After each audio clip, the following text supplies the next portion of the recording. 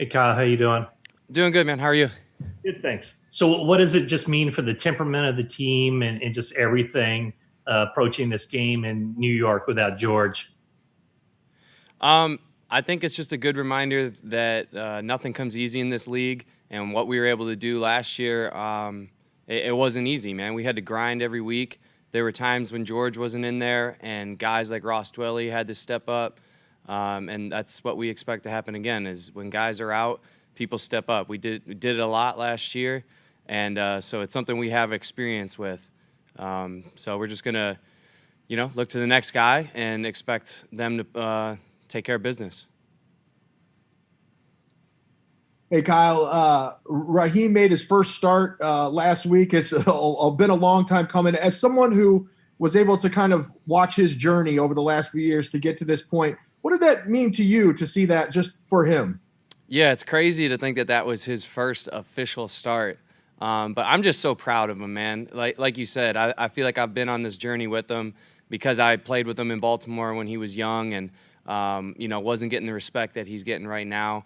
But I'm just so proud of where he's come from, where he's at now. He's such a professional. He's such a leader in our room.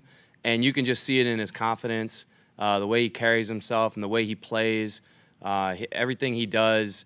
There's just no hesitation anymore. He's confident in what he does, and just proud and happy for him, man. He deserved that start.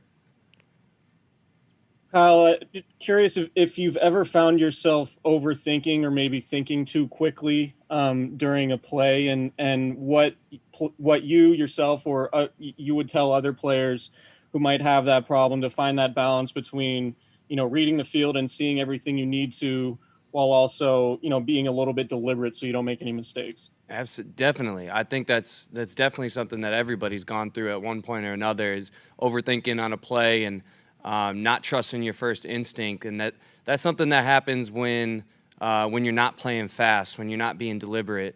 And that's my advice to someone who's dealing with that is to just trust that first instinct. Play fast, and if you make a decision, just be deliberate about it and make it fast.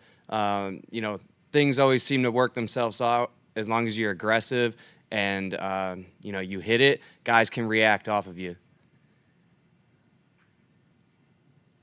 You had two guys that hadn't been on the field in quite a long time show up pretty good in week one, and Jerick McKinnon and Trent Williams. You were on the field with them. What did you see from both of those guys? Yeah, I don't think you'd be able to tell that those guys have been away from football for a while. Man, they went out there and it was just like riding a bike. They looked smooth. They looked natural. I didn't see any hesitation from either of them, and both showed up in the game and made critical plays for us. So we'll be counting on those two this week and just expect the same going forward. Kyle, we all kind of have our perceptions of what a Greg Williams defense looks like as far as pass coverage, with all the blitzes and everything.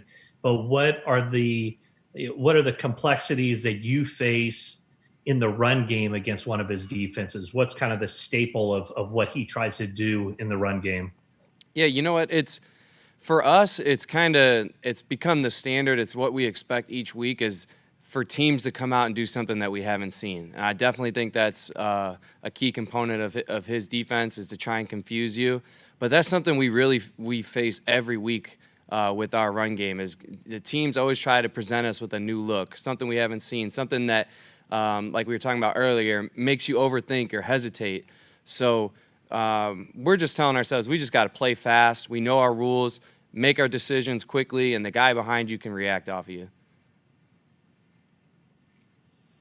Hey, Kyle, given your position, you might be able to appreciate more than most how hard it is to play running back in the NFL when you're 37 years old, like Frank Gore. Might be tougher for a fullback. But anyway, do you know Frank at all, or if not, what are your impressions of him still being able to do it at his age?